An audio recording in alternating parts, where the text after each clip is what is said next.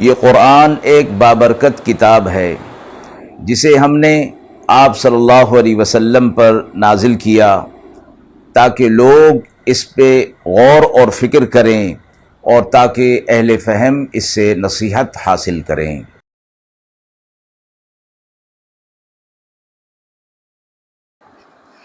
بسم اللہ الرحمن الرحیم۔ السلام علیکم ورحمۃ اللہ وبرکاتہ۔ ناظرین کرام، درس قرآن مجید کے آج کے اس پروگرام میں ہم سورۃ التغابن کی آیت نمبر 11 تا آیت نمبر 18 کے حوالے سے موصول ہونے والے سوالات کی روشنی میں تفسیر پیش کریں گے۔ پہلا سوال ہے، مصیبتوں کو اللہ کی طرف سے آزمائش سمجھنا اور اس پر صبر کرنا آج کے دور میں کیوں اہم ہے؟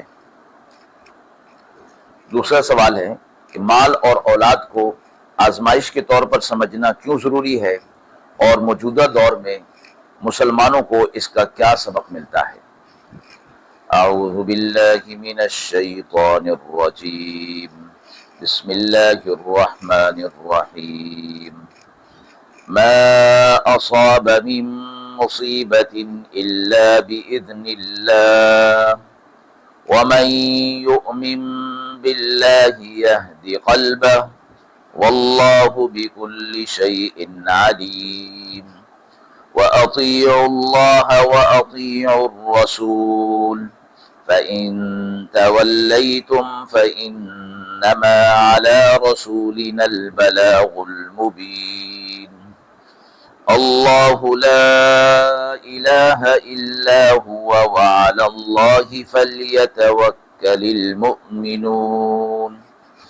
يا أيها الذين آمنوا إن من أزواجكم وأولادكم عدوا لكم فاحذروهم وإن تعفوا وتصفحوا وتغفروا فإن الله غفور رحيم۔ انما اموالكم واولادكم فتنة والله عنده اجر عظيم فاتقوا الله ما استطعتم واسمعوا واطيعوا وانفقوا خيرا لانفسكم ومن يوق شح نفسه فأولئك هم المفلحون۔ إن تقرضوا الله قرضا حسنا يضاعفه لكم ويغفر لكم والله شكور حليم۔ عالم الغيب والشهادة العزيز الحكيم۔ آیات مبارکہ کا ترجمہ ملاحظہ فرمائیں۔ نہیں پہنچتی کوئی تکلیف تمہیں سوا اللہ کے حکم کے، اور جو کوئی ایمان لائے اللہ پر تو اللہ اس کے دل کو ہدایت دیتا ہے، اور اللہ کو ہر چیز کا علم ہے۔ اور اطاعت کرو اللہ کی اور اطاعت کرو اللہ کے رسول کی، پھر اگر منہ موڑو گے تو ہمارے رسول کا تو یہی کام ہے کہ وہ پہنچا دیں کھول کر۔ اللہ کے سوا کوئی معبود نہیں، اور اللہ پر چاہیے کہ ایمان والے بھروسہ کریں۔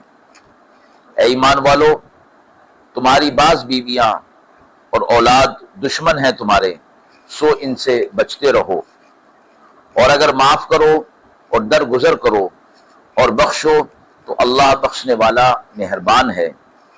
تمہارا مال اور تمہاری اولاد آزمائش ہیں، اور اللہ کے پاس بڑا اجر ہے، سو ڈرتے رہو اللہ سے جہاں تک ہو سکے، اور سنو اور مانو اور خرچ کرو اپنے بھلے کے لیے، اور جس کو بچا دیا اللہ نے لالچ سے، سو ایسے ہی لوگ فلاح پانے والے ہیں۔ اور اگر قرض دو اللہ کو اچھی طرح پر قرض دینا تو وہ دگنا تمہیں دے گا اور تمہاری مغفرت کرے گا، اور اللہ قدردان ہے، تحمل کرنے والا ہے، جانتا ہے پوشیدہ اور ظاہر کا، اور زبردست حکمت والا ہے۔ مذکورہ آیات کے حوالے سے پہلا سوال ہے کہ مصیبتوں کو اللہ کی طرف سے آزمائش سمجھنا اور اس پر صبر کرنا آج کے دور میں کیوں اہم ہے۔ سورۃ التغابن کی آیت نمبر 1 میں اللہ تعالیٰ نے واضح فرمایا ہے کہ کوئی مصیبت ایسی نہیں جو اللہ کے حکم کے بغیر آتی ہو۔ تو اللہ کے حکم سے مصیبت آتی ہے اور جاتی بھی اللہ ہی کے حکم سے ہے، اور یہ انسان کے لیے اللہ کی طرف رجوع کرنے کا ایک ذریعہ ہوتی ہے، کیونکہ انسان اکثر اوقات میں مشکل اور مصیبت وقت میں اللہ کو یاد کرتا ہے۔ اس لیے فرمایا گیا کہ اللہ کے حکم سے آئی اور جائے گی بھی اللہ کے حکم سے۔ جو کوئی اس پر صبر کر لیتا ہے تو اللہ تعالیٰ کی طرف سے اس کے لیے ہدایت کا اہتمام ہوتا ہے۔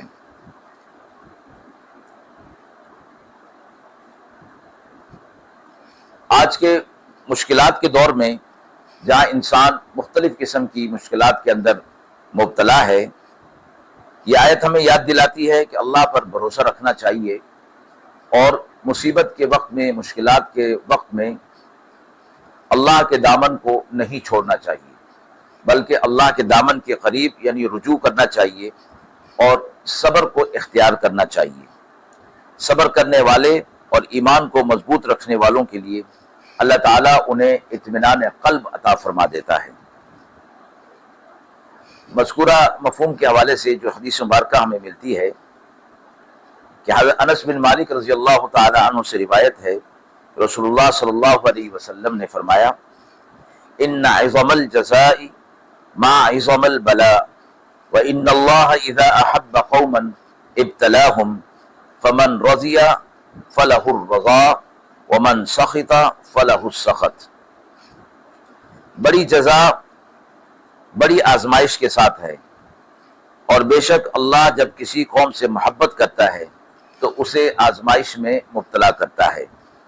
جو راضی ہو جائے اس کے لیے اللہ کی رضا ہے، اور جو ناراض ہو اس کے لیے ناراضگی ہے۔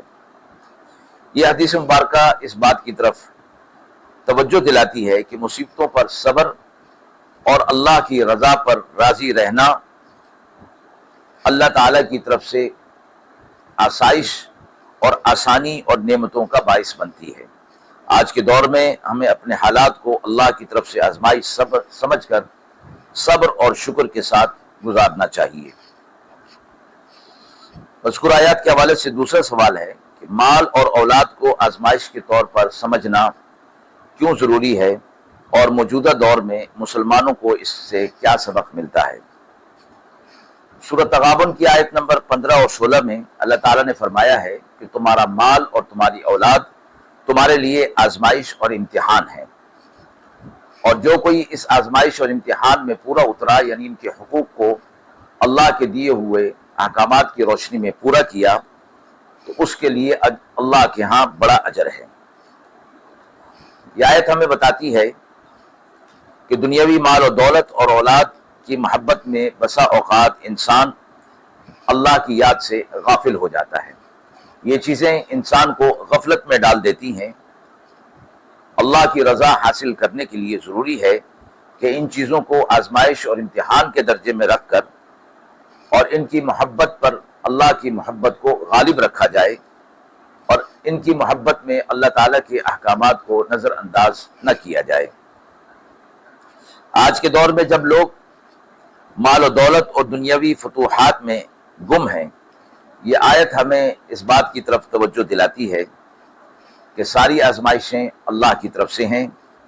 ہمیں ان چیزوں میں مگن ہونے کے بجائے انہیں اللہ کے راستے میں خرچ کرنا اور نیکی کے فروغ کے لیے ان کو استعمال کرنا چاہیے، اور اپنی زندگی میں ذکر اور عبادت کو ترجیح دینی چاہیے۔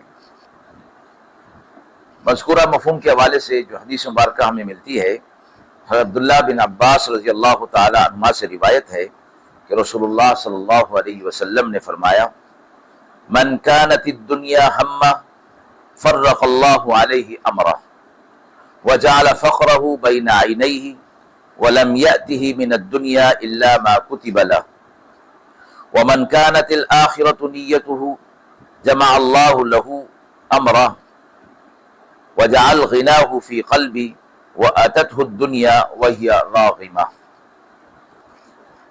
جس کا دنیا ہی مقصد ہو، اللہ تعالیٰ اس کے معاملے کو بکھیر دیتا ہے، اس کی آنکھوں کے سامنے فقر رکھ دیتا ہے، اور اسے دنیا سے وہی ملتا ہے جو اس کے لیے مقدر ہوتا ہے۔